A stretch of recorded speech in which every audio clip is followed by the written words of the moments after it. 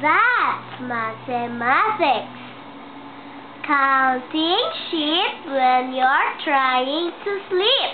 Being fair when there's something to share. Being neat when you're folding a sheet. That's mathematics. What time is it? The short hand tells the hour. The long hand tells the minute. Count by fives. Count by fives. The big hand is busy. The small hand has power. The large one counts the minute. The little one names the hour. When both hands stand together, it's sure to be 12 o'clock.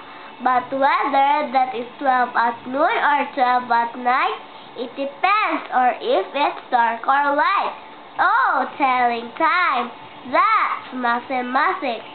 Sound of addition, sound of subtraction, sound of multiplication, sound of division. Sorting numbers is our thing. Finding symmetry is our game. Finding area is easy. All because of you and me.